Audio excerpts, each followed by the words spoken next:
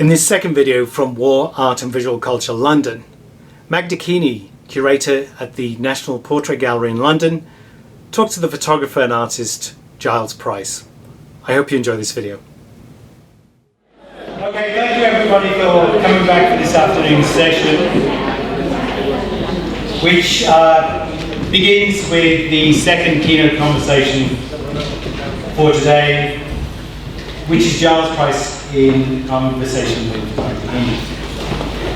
I just want to introduce both Magda and Giles and then hand on to Magda to start the conversation. But I just want to start with some background on both Magda and Giles.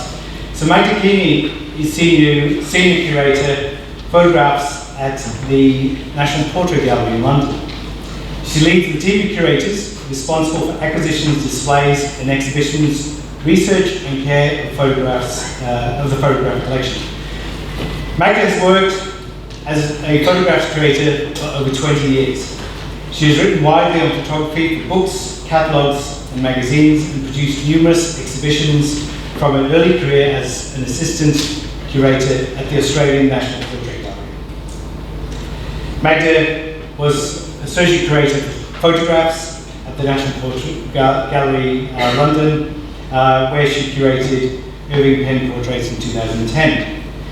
Before returning to London last year, she was senior curator of photographs at the Australian War Memorial, where she was the lead curator of the Centenary of Armistice special exhibition After the War, showing in Canberra until September this year. She's a PhD candidate at the Centre for Art History and Theory at the Australian National University.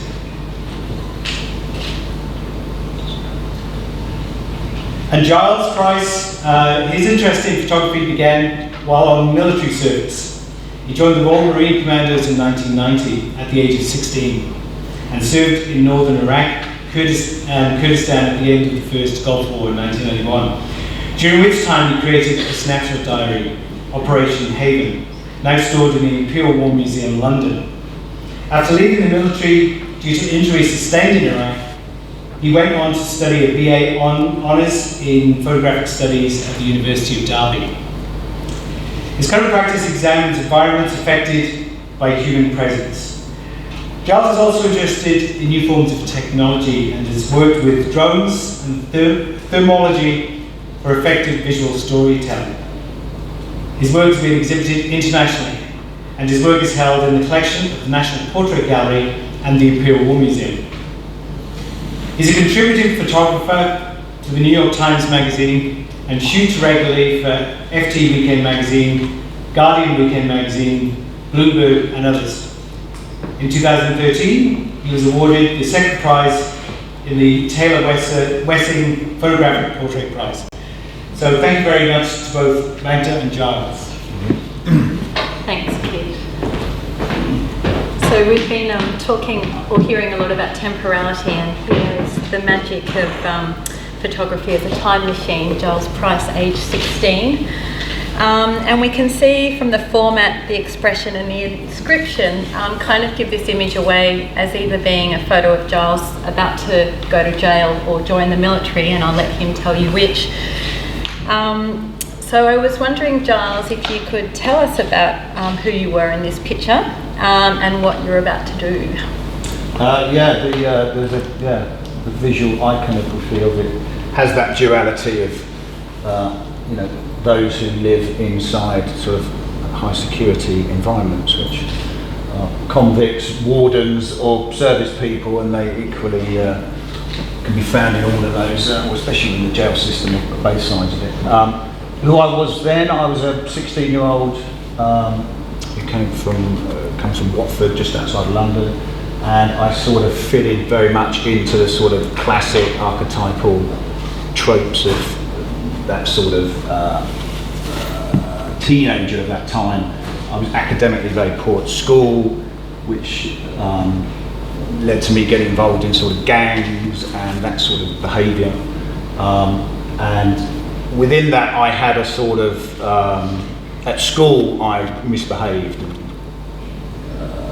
probably down to sort of partly due to being dyslexic. I misbehaved and totally abused any sort of infrastructure or sort of imposition of discipline. But I had a sort of Jekyll and Hyde sort of character. I'd been a member of the sort of Scouts, and around the age of 10 and 11 I joined the Cadets, and that sort of very strict sort of structure and routine actually I really responded to. And from the age of about 14 I'd sort of decided that actually a career in the military was going to be my sort of way forward. And the British military, it still does, much to the sort of dismay of the UN and other organisations, still recruits at 16. But to join at 16, you have to have parental consent.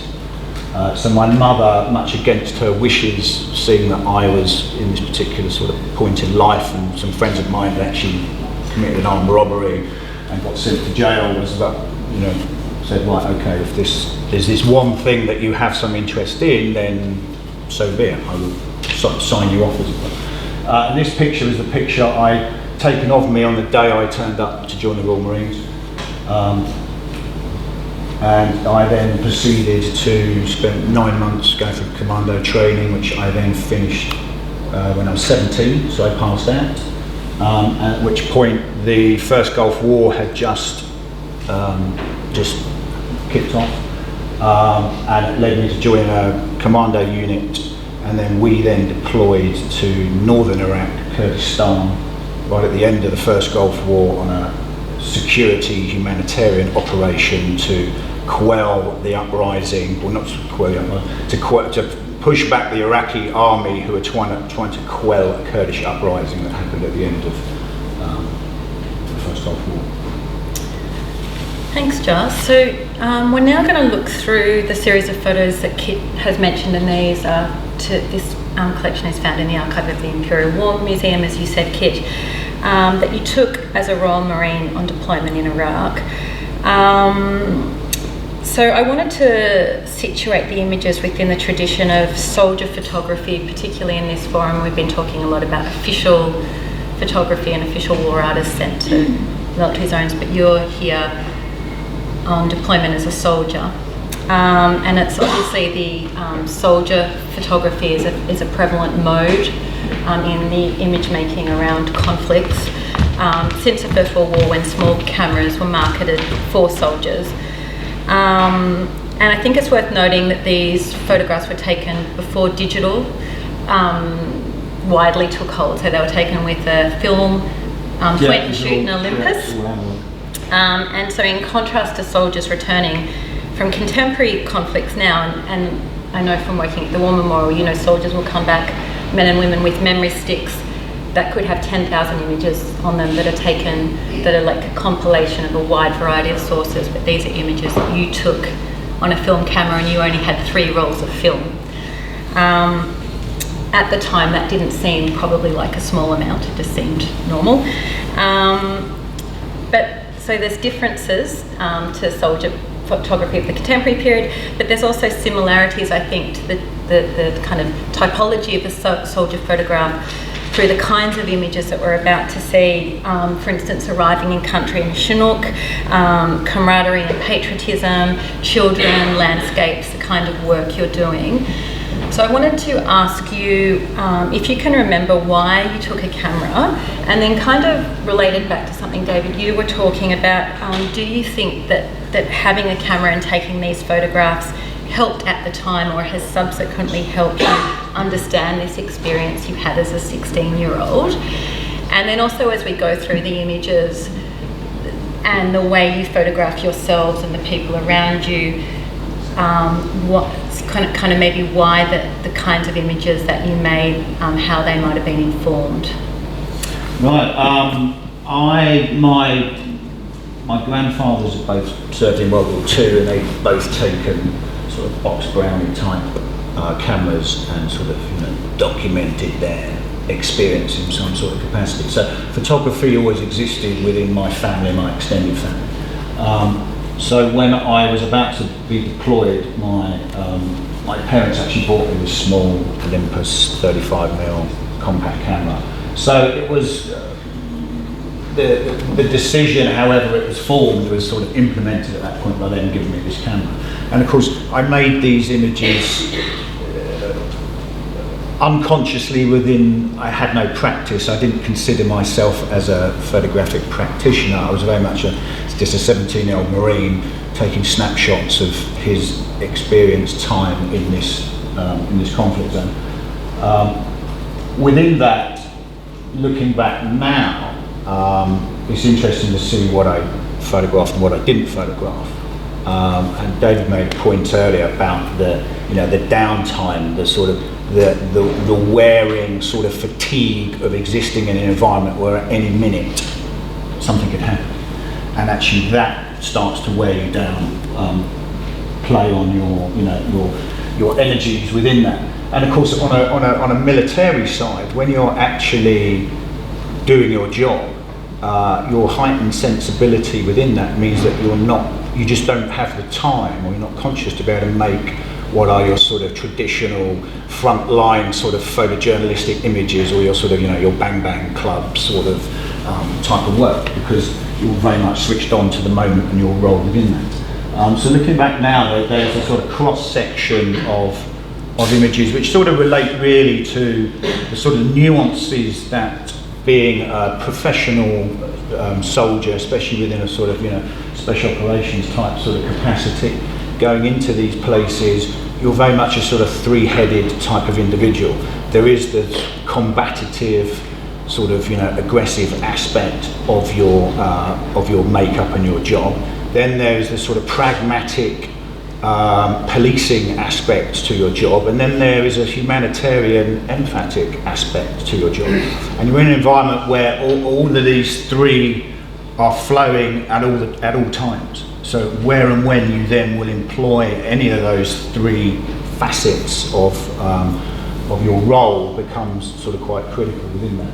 So looking back through these now, I think there is definitely the sort of, and this is back to that conversation earlier, growing up, being of a sort of disposition where that sort of iconography, especially within British culture, World War II, I grew up on Vietnam films, and of course then there was the Falklands War not long before I joined up. All of these things come back into influencing somebody like me into taking this sort of route in life, but also predisposing you to a visual language if you then arrive in conflict zone with already images in your head.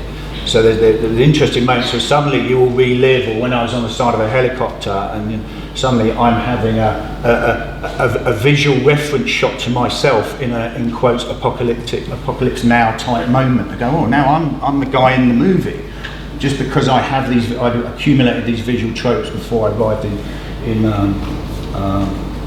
in that environment. So looking back now, in the moment of making them and the sort of subsequent time straight after, no, I think again it's that sort of, it's time, it's that facet where photography, is so powerful. And the time looking back now, do I start to respond to them in different ways? And equally, photography for me, being that I was injured out there and I subsequently got discharged at 20, and these set of images then got me into university to study photography. Nice sort of linkage from making these to then becoming a practitioner, and then also on a sort of emotional level of actually what photography means to me with dealing with the repercussions of my service, and then equally how that affects my day-to-day life now, is quite strong, sort of profound. So let's go. That's a picture of Giles in country. So we're now going forward a decade, or a little bit more than a decade, and these are three photographs held in the collection of the National Portrait Gallery. Henry Allingham, Harry Patch and Bill Stone, and they are from a larger series of portraits you made which was the last of the living First World War veterans in 2004. Can you tell us a little bit about why you started the project, because it did relate to your previous military service? So I'd been medically discharged, and it was only when I arrived at university that the civilian NHS doctors started to really pay attention on the issues that I had. And the issues I had related to actually I'd ingested large amounts of phosphates. The environments that I was working in out there, the history of weapon systems that Saddam had been using and other weapon systems which had been used against Saddam, how the residue of these weapon systems and how they break down into the environment caused a reaction within my body that basically my bowel started to rot away. So I got to university and I had to have full bowel reconstruction. Moving on from this, a decade later, the reconstruction operation I had to have started to fail. And in the process of this, and again sort of having to confront my own sort of mortality within this process, I'd read an article at the time about the last, at the time, 26 veterans of the First World War. And all of these guys were aged over 105 at the time. So this sort of resonated with me, this mortality of the immediacy of my mortality, but also the extended, or the mortality that these men now face, but also the interesting aspect of that space and time, with it being 90 years since they'd faced the mortality of conflict and so on. And I wrote to the guy who used to head up their sort of charity organisation, and I spent a year driving around the country, eventually documenting 13 of the veterans. Because sadly, the nature of that Pacific project was that half of them died within that year, including one of them who died 20 minutes out from me actually turning up to take his portrait. And the approach to this was very much, I wanted to isolate the face and get rid of the actual the aging aspect of someone, the sort of crippling physical aspects of these men at this age. And Henry Allingham, actually all of these guys, Harry Patch being sort of known as the last Tommy, what became really interesting, that these were just ended up being 12 random men out of the 8 million British British Commonwealth forces who went to fight, and up until a few years before that, none of these men had actually wanted any sort of limelight or anything. It was only purely out of sort of genetics and luck that suddenly that notion of human history and the immediacy of it, that as soon as there's still one human to tell the story, it's the immediacy rather than ancient history that it becomes when suddenly... Because of course, and it's the same was the same sort of historical trajectory in Australia. When the men came back from fighting in the First World War, they pretty much lived out ordinary lives. Like, they had to go back to work and families, and the Second World War happened, and sometimes they themselves or their children served in the Second World War. And it wasn't until much later in Australia in the 90s, and I think around the 2000s, in my understanding of the British trajectory, that these guys sort of started to be treated as heroes, and sort of given honorary doctorates and so forth, and attending official functions and so forth. But actually, for most of their lives, they didn't live that kind of experience because they were one of very many. And I think that's something really powerful in the portrait. Yeah, it's that sort of, when you have whole generations who are engaged or from countries where the premise of conflict affects everybody, then actually the way and the manner that people want to talk about it becomes very different from the sort of tokenism of sort of outside conflicts and people who may come back. The notion of hero and heroism, about that time you had the sort of help for heroes in this country and these charities that started garnering sort of support. And around that time, this notion of hero and that notion of that term, the sort of reductive aspect of something that's applied to everybody in any context, stemming from actually the next picture, the Harry image, was an image that I made around this time. Yeah, this is a portrait of Johnson Bahari, who won a British soldier who won a Victoria Cross, which you can see in Giles's portrait, serving in Iraq. So do you want to speak? Yeah, this was 2005. Johnson Bahari was the first living British Army recipient of the Victoria Cross, which is the highest gallantry award in the British Army. And it had been 40 years since the last living recipient had received one.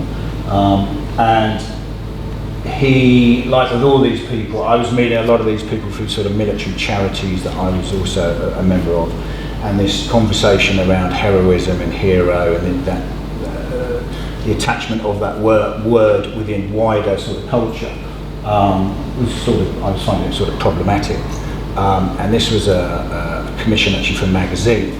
And Johnson Bahari equally had felt that, like the majority of these people, they're all on record of feeling quite sort of humble. I just did something reacted in a moment of something which led to me being then awarded something, and they generally, there's a history of these people feeling very uncomfortable, equally within the sort of Medal of Honor in America. I don't know if people have seen Flag of Their Fathers, the Clint Eastwood film about the Iwo Jima moment, and one of the Medal of Honor winners in there is actually a native Indian, American Indian, and it destroyed his life. And a lot of these people, the burden that culture, or the culture they exist in, to projecting the notion of a hero onto them is a very hard thing to deal with.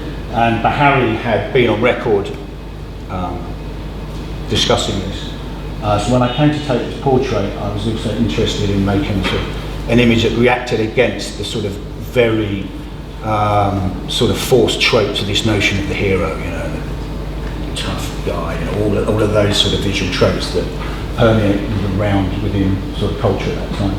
And actually, 18 months after I took this portrait, it was published, he tried committing suicide by driving into a tree at 100 miles an hour. Fortunately, he survived, and now he's actually a very active member of the veterans sort of community within sort of post-traumatic stress disorder and the repercussions of sort of dealing with those issues.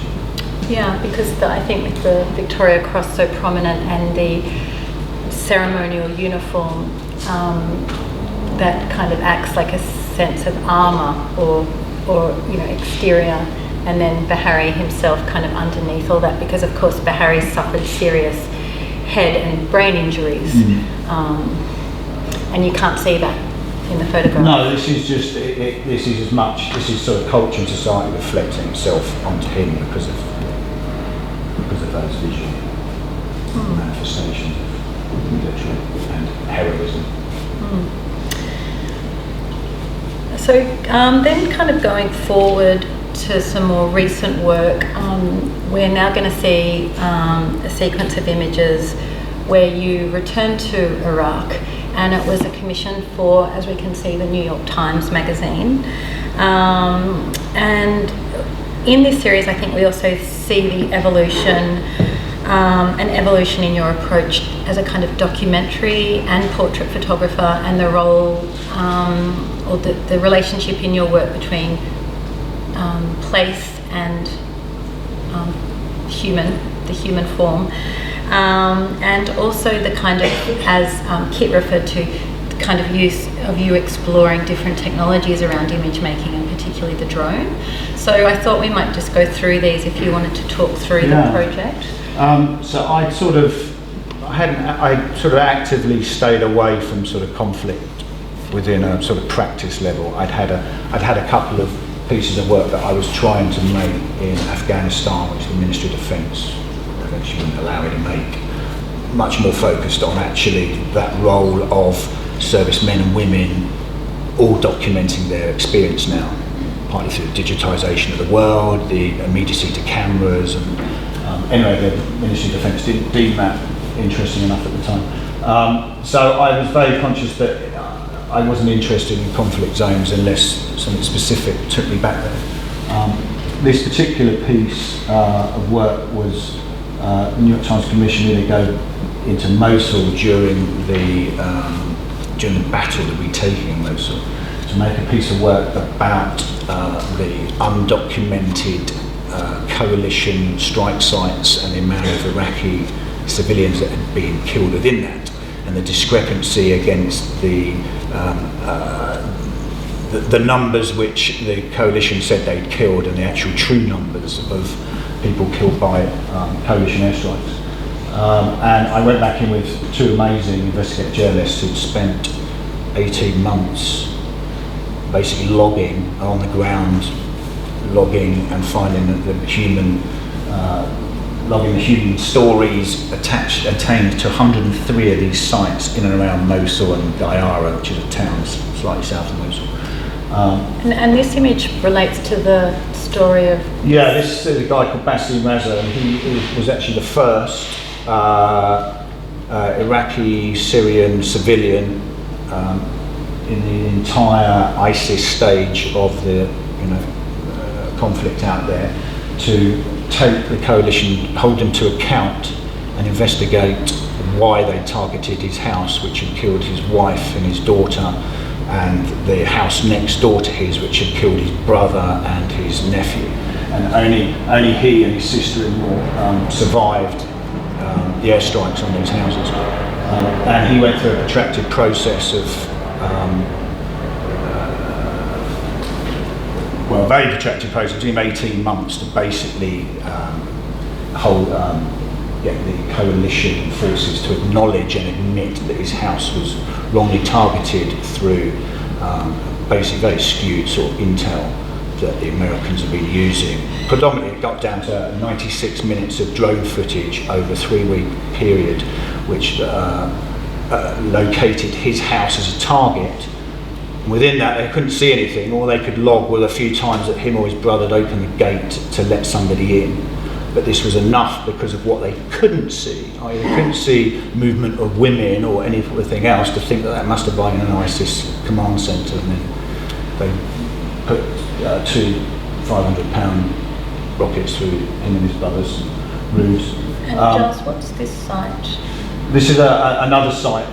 Part of the conversation when I was when the New York Times commissioned me was this the notion of how we could the issues with rubble, and anyone who's, I mean, even if you haven't, anyone who sees rubble within conflict zones, sadly at ground level, what was a school, a mosque, a house or whatever, sadly just looks like rubble.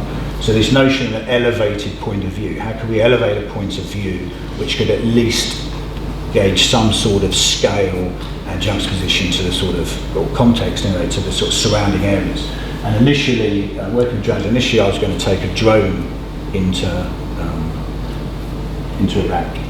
But the New York Times security people were like, right, no, there's no way we can get a drone in here, because ISIS has weaponized your sort of 500-pound sort of drone systems, and it was actually the first battle space where actually all parties in there had some sort of drone capability, and ISIS very effectively had wired up these 500-pound drones to drop ordnance on civilians and the Iraqi army as they were advancing. So because of this, any sort of drone activity automatically got a lot of attention. So also to cut the supply of drones getting to ISIS, the Kurds in Erbil, where I flew into, would just confiscate anybody who turned up with a drone. So in the end, we decided, or I came back with a suggestion of using a 40-foot telescopic roof inspecting pole. It's a carbon fibre pole that fits into a sort of ski bag, and it allowed for us just to have this elevated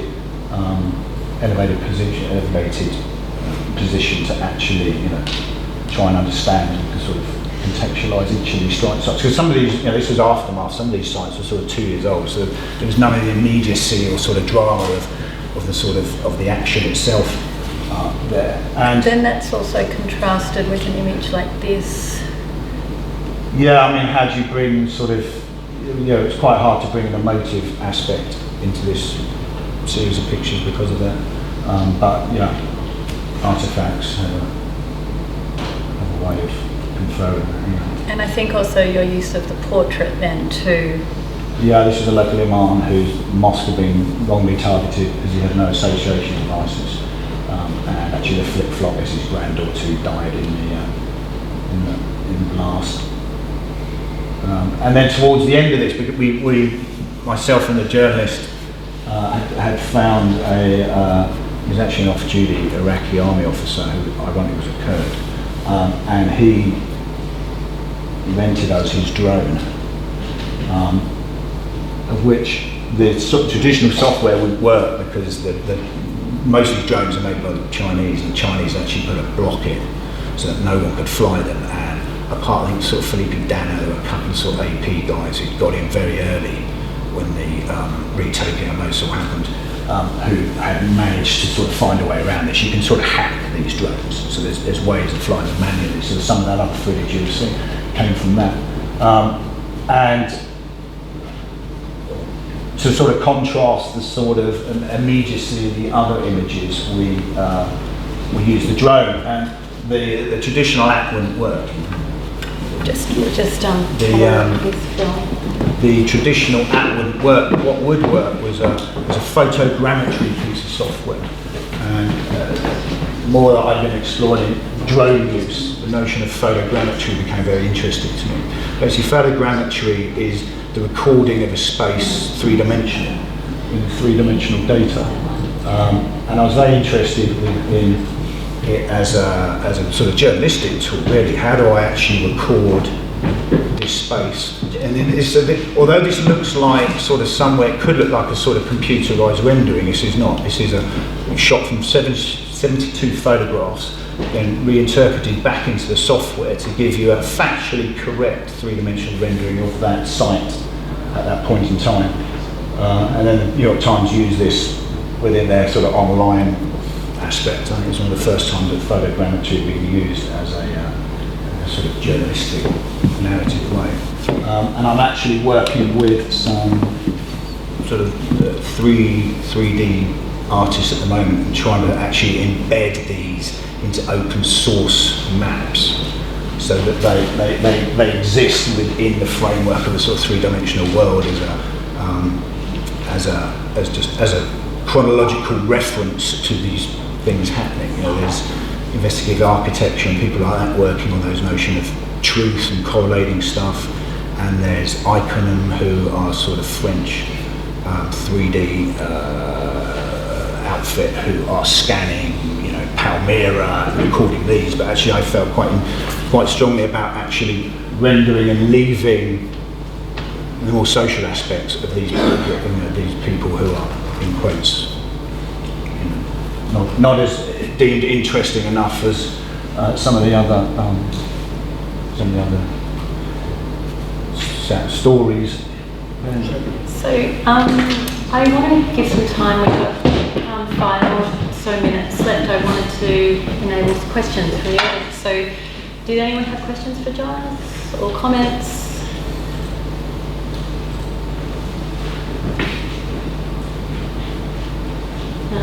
If not, I might go back to the.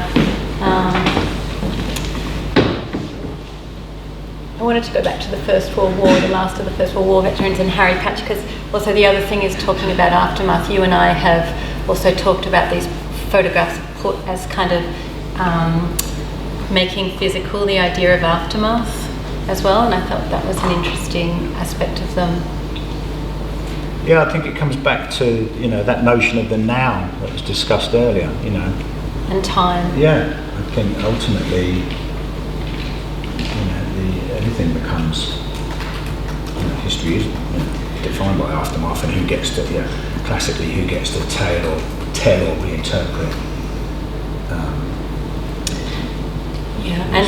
And I mean, having had access at the Australian War Memorial to the extensive oral history archives of the First World War, veterans made at a similar time of life as these portraits, so when these men were then heroes. And the one, you know, and I spent very, very many hours listening through the First World War oral histories, and the thing that really strikes you is that almost all of oral histories have an element of pacifism in the message that is given across, so that and Patch here obviously quite famously an anti-war campaigner and a pacifist, but actually that many of the oral histories that I listened to supported that idea that we shouldn't have wars. No, I think this, it throws up sort of my own sort of role within, also being a professional soldier, and that notion of sort of military intervention and sort of morality about that. There's military imperialism, just outright war, or there's something of what I was involved in then. And it's like, right, well, where do you draw that line where, particularly sort of Kurds, who are the largest sort of ethnic cultural group in the world, who do not have their own defined, legitimised country, and there had been a huge history of their suppression before we arrived to do that. So you get into these grey areas of how and when is military force ever justified or should be justified. And at the end of the day, it comes down to politics. Von Clausewitz, the famous Prussian philosopher of war, war is just an extension of politics. It's politicians who start wars, not service people.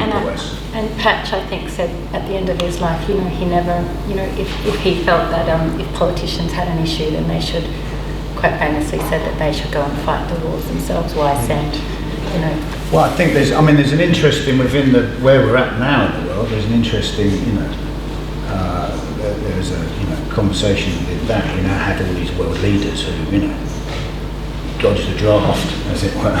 Ironically, you look at history, there's a lot of the repetition of conflict because of that, and part of that being, people awareness or the reappropriation of conflict history, and then people who've never had any sort of engagement at all, and whether or not they have the nuanced understanding of what they may be getting themselves into.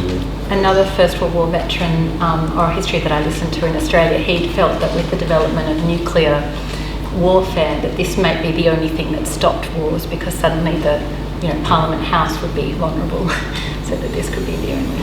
Madness.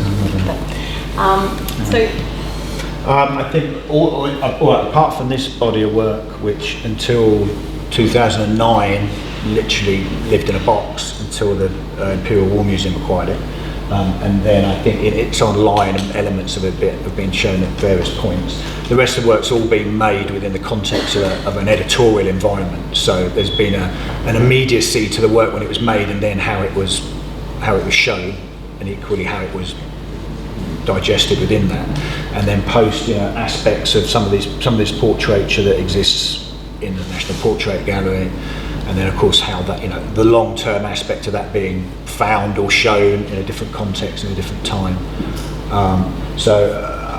None of this is, apart from the first piece, none of this is personal, apart from or equally now that's on public view as well. So. And I think I would say to that, so soldier photography, so the personal that Giles just referred to, it's interesting from having worked as a curator at an institution like the Australian War Memorial, or which I think would be similar at the IWM, the Imperial War Museum. Soldier photography, for in the Australian context, the historian who was really responsible for what the Australian War Memorial is, which is different to the IWM, because the Australian War Memorial is a shrine, is consciously seen as a shrine that has a tomb of the unknown soldier in it, that has a commemorative area. It's a museum and it's also an archive.